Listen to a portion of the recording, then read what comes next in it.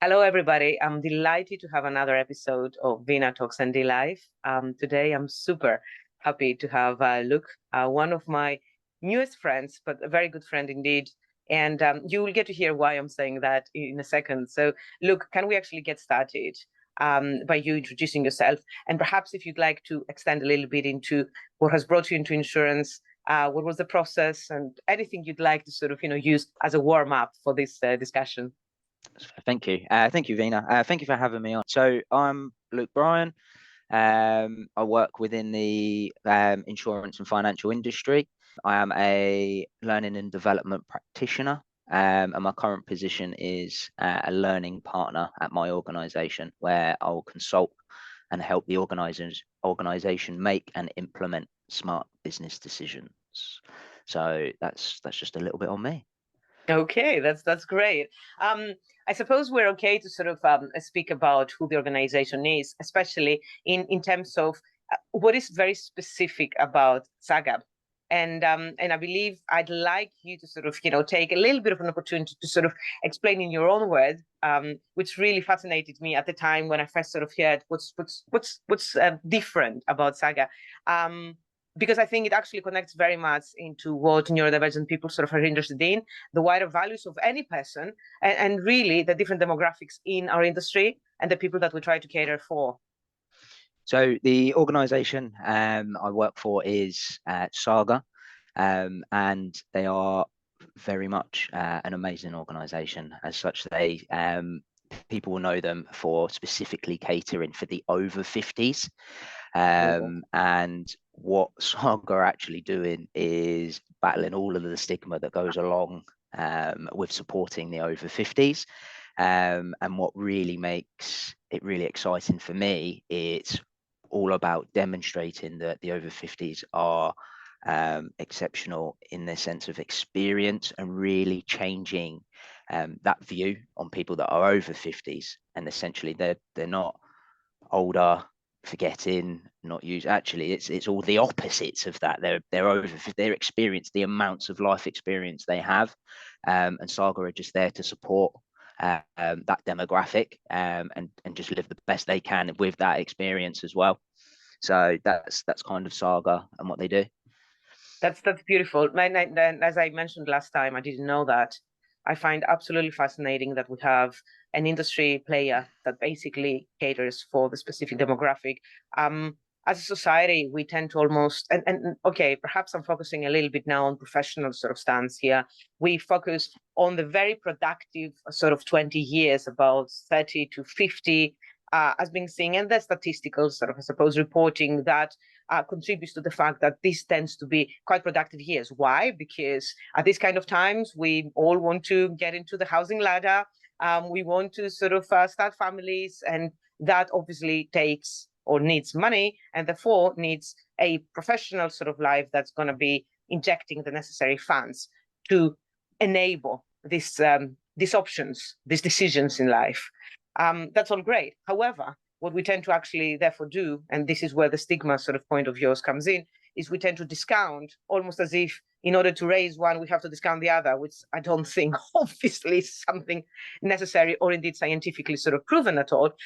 We discount the great experience, the intuition that meanwhile through this experience people have been developing. And at the same time, it's such a shame because the over 50s are very active, not just professionally, but also very active in terms of society. When you're looking at the people who are looking after the children, the grandparents, providing the child mining. So they're good enough for the child mining, but they're not good But enough in the but industry, this, right? but this is it. This is one of the most interesting things about sort of as we move and everything changes in society, is we're seeing that people or that demographic of the over 50s are actually kind of more now busier than anyone of that age ever before, because they're saying that this is sort of the first sort of generation that are not they're not only looking after their parents, they're looking after their children, their grandchildren. They are some of the most sort of busiest, that are always looking after everyone else around them in that demographic. So that as well is that they're quite awesome people in that sense as well. Absolutely, absolutely. And I was at the ABI DNI conference a couple of weeks ago, and we had a panel actually speaking about intersectionality and aging population, of course, is part not just of the intersectionality sort of, part of the discussion, but indeed of a real life, current day phenomenon. We have an aging population, and we have people over 50s who are very much keen to continue working way past the 70th year of their life. And you can tell already, I'm not speaking about the official sort of pension retirement sort of age. Mm-hmm. I'm thinking beyond that, because they simply want to continue giving.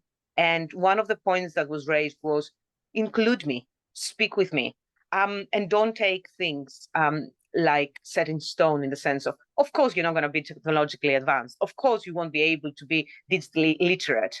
Well, try me, include me, and then it's psychology after all, isn't it? Yes. And that's very much something that, as learning and development practitioner, is what you see. So perhaps I'd like to move into what's learning and development. Is learning the catalyst of development? Is development something that pushes you into learning? So I think it's kind of, they come hand in hand, in the sense of, in regards to learning and development, is if you learn, you're going to develop. You can't develop without learning something new. And one of my favorite kind of sayings, if you will, that I've come across, is if you're not failing, you're not learning. So that's something to always look at, is if you've got something wrong, there's always something to learn or take away from that. And it's from, specifically, I suppose, if you learn, you will develop. So if there is an order to it, then potentially there's that, but you'll always have development through learning. So I think that's the way I see it.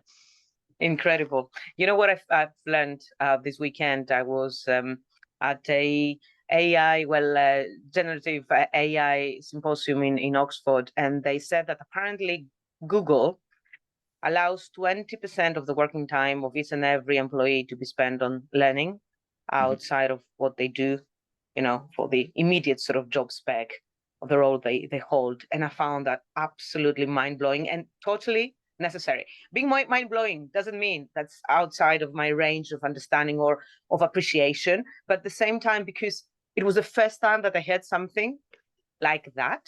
Yeah. I found it fascinating. So learning for me, I think, is an absolute, just a power for anything. Just learning in itself is, it's an incredible tool to be used. Is you can learn something completely opposite to what you're doing and what right now, but the developmental needs from that learning activity. So for example, you could be an office worker going into lots of different meetings, but learning a new sport or activity, that's going to build confidence, connections, allows you to kind of think about your habits, things that you need to change, productivity, being persistent, and methods and process of reaching your goals. All of that in A, that's completely opposite, to B, they all parallel into each other from your development when you're learning. So I think people need to always be mindful that learning isn't necessarily books, or always has to pertain exactly towards the exact task that you're doing. It can be slightly different and be brought into those parallels, and those parallels to be explained. That's kind of how I see it. Is learning is just a useful tool in any complex. Absolutely. And you said, so long as you identify the parallels, and as a person who's obviously affiliated with a very credible, long established and standing company in the city, within insurance, who's responsible for this, identifying the parallels? Obviously the user, the recipient of the learning, but what is the line that connects this learning and these eureka moments, if you will, these epiphany moments of, oh my God, that suits me, or this is how I feel empowered because of this learning, back into the organization? I think that's a difficult one to answer. It completely depends on the individuals themselves, because there is that element of identification of, am I learning, am I developing, have I got this new tool? So sometimes there is elements where people can move through and learn and develop without realizing that they're doing it. But being aware and open to it and trying to look for those parallels, that makes that bond a lot stronger, and a lot more apparent, a lot more visible for the participant as well. So it's kind of a connection base from both the learner, but also from whoever's delivering the learning as well, to make sure that they call those parallels when they see them and have that unique conversation or bespoke training between the two. And that's what it is essentially. Oh, that's beautiful. Thank you. I mean, I didn't expect anything less from you, to be honest. You touched on something that's very important for me in my life. It's education, really. You're going into, again, what we've long debated, especially since Gen AI, and the perennial sort of discussion: should we allow ChatGPT in their rooms, whatever learning or classroom or school, It's a or tool. Let's yeah, not shy away from absolutely. technology. They are That's tools it. to be used, and Absolutely. if a tool, it's no different to, for example, spell check for somebody who is dyslexic is going to be potentially no different than using a hammer for a carpenter. It's a craft of their trade. It's to support them in their role in what they do. Absolutely. And I think the what people miss about technology is they seem to think that it's cheating, it's a way round it. It's not. It's a tool. It's the way it's used and the way that it's viewed, and it's there. Technology should only enhance and enable what we do, and if we can do that and bring those into the learning, then what's going to be possible is going to be just really exciting in that space, especially with AI as well. Beautiful. And you know what? The other thing, because we do tend to think in verticals, of course, there's a vertical that's called technology, big flashing scary lights for some. And that's, again, going back to what we were saying earlier about the over 50s and the sort of the inclusion. You're trying to be truly inclusive and give everybody a chance to prove themselves for themselves, and foremost, not to you, but for themselves. Receiving the empowerment of, that is my attainment. I've done it. I've cracked the code, or I've done my first MML, whatever it might be. But it doesn't take away the other vertical, which is the human capital vertical. And in that vertical, there's a connection between, as you said, the person who learns and the person who delivers the learning. The connection, the trust of the teacher and the student. And I say that in a very classical sort of, schooling term, but the same can happen in our organizations. That trust is going to help enable the enhancement, the augmentation that we can receive through any technology or any book, as a matter of fact, because there will be somebody who actually encourages you, who sees some of your strong points, even at the points where we are questioning ourselves and our own abilities. Am I good enough? And we've both had this discussion that there's been times in our lives that we thought, no, we're not good enough, right? It's absolutely incredible opportunity now as an industry to sort of grow. I mean, what do you reckon the connection of neurodivergent people in this space is? In what respect, sorry, would you mean the connection between neurodiverse? The connection of the learning, the using of technology. I mean, we spoke about generative it should AI. It should only get better, because as we more sort of explore it and the more we kind of get into it, we should explore it further, and it should enable the neurodiverse community or but anyone. It should all support, and they're all tools to be used, and the connection in those is it allows a bigger variety of support and tools for everybody. There isn't one form or one tool that fits everybody. That's why crutches, if you need crutches to walk, that's why they come with different heights on them. Not one crutch is going to be suitable for everybody, and technology is the same, or any tools within the learning space are going to be the same principles. Just because they've used that tool and they've been able to do this doesn't mean the next person needs to use that tool, because they might be able to do it a different way. If you're all going towards the same outcome and the same results are there, what does it matter on the methods or the tools that we've done to produce the outcome that's required? Absolutely. Outside of that, it's more restraining to say that you need to deliver A to B, but you can only do it this one way. That's not Yes. going to be suitable potentially for the learners, the deliverer, or even the client at the other end, or the customer, or whoever is, or why we're starting the learning. And then we're kind of boxing ourselves in. And then what we're then doing is creating a retrospective reality of everything needs to be done this way, and it can only be done that way. Yeah. I've never come across anything that can only be done one way. I'm yet to find that. And that's what I found with my own learning is somebody said, I learned this and I read this book. It was brilliant. And it's all I ever needed. Now, I can't read books. So I had to find a different way to do it, and we both come out and we're able to do the same things. And, we just learn differently. And it's the same with, it doesn't matter if it's technology tools, is that allowing it and having that awareness, and just being absolutely conscious that you're working towards that common goal and output. Absolutely. I love this. It's the how. The how is not just one how. The how denotes the different processes and ways and options in life, right? Has got such a social sort of meaning as well. And as an economist, I always sort of spoken about not A or B. It is all about the different range of options that we know of. I mean, okay, there's been problems in on the journey, the problems of the stereotypes, I suppose, or the expectations imposed by the society, the previous generations, how people have basically led their lives, right?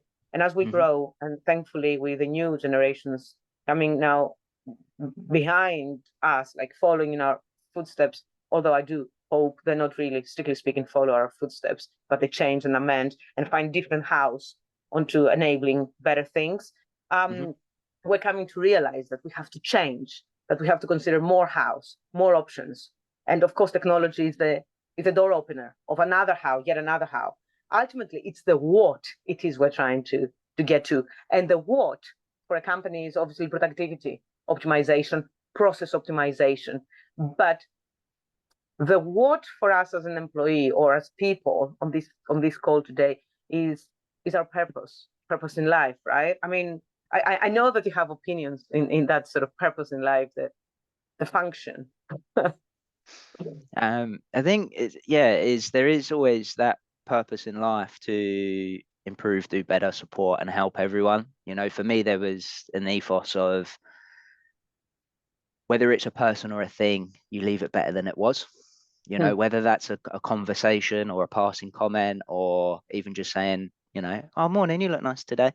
Anything like that is you always just have that impact. And having energy attracts. So what you put out there is what you're getting back. So if you're having that, you want to improve things, you want to make things better, and that's what you're constantly putting out there.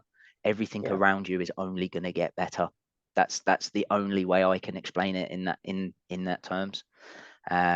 It's just that desire to, what you put out there is what you're going to get back. And like I say, if you need to be comfortable in that space with not getting it right as well, be comfortable with it. Like I say, if you're not failing, you're not learning. And if you get something wrong, you've got it wrong, but you've learned so much about what you've done in that space. I think there's the famous inventor that said, I haven't got it wrong, I found 1,000 ways of how not to do it. Exactly. But then all the information that's found in that space, and when we say we look at these different tools, and it's that exploration part that is exciting, because you will find something along the way and you're like, this seems like it's working, or it didn't quite work. However, we learn all of this from it, and we can do this with it, we can do that, it can support these people. And it's just always looking at the wider, how can let's do better. And I think that's the purpose of it. Yeah, I love this. I love this. If only we can not bottle it, but if only, I'm thinking of the airplane with the different sort of, the spray out there. We can spray it out in our workplaces.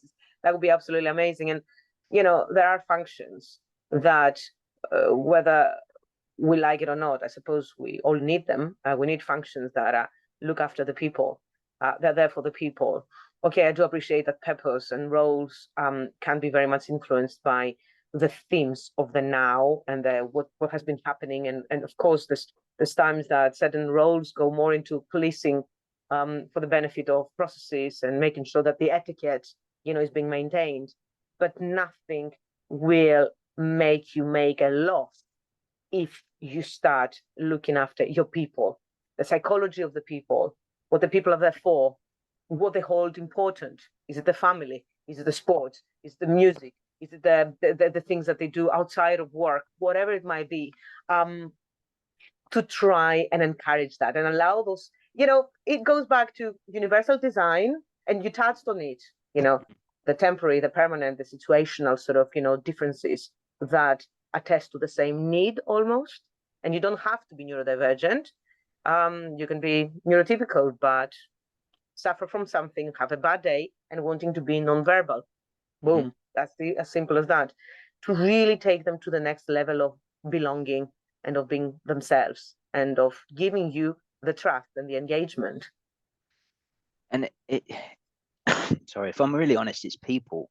You have to put people first. If you look after the people, whether it's an organization or a football team or whatever, if you look after the people, they will look after the organization or the team.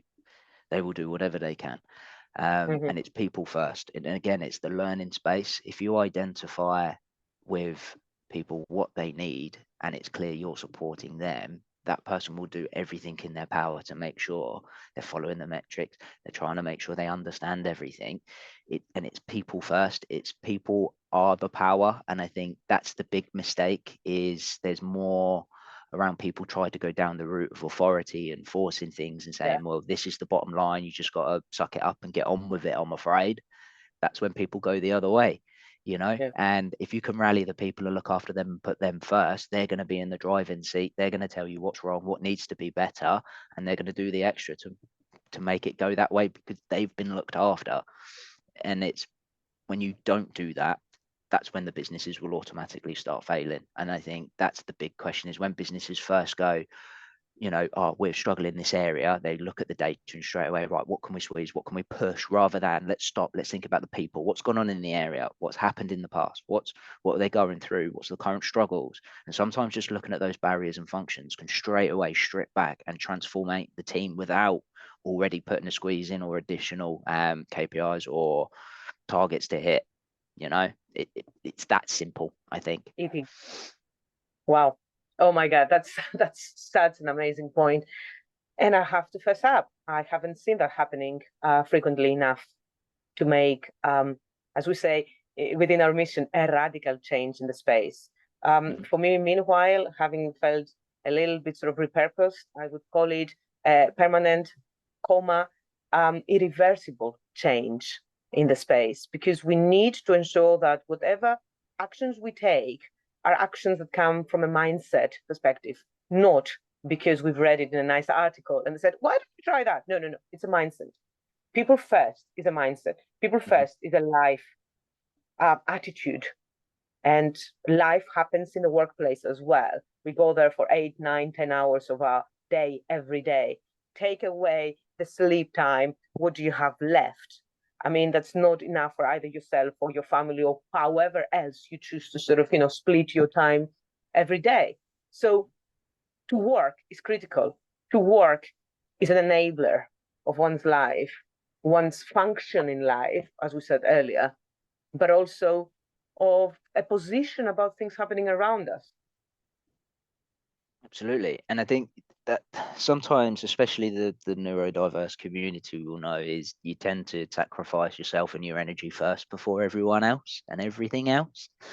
And I think one of the things it's took a long time for me to be brave and actually do, and that's it's be a little bit selfish now and then, is sometimes you have to take a bit of time.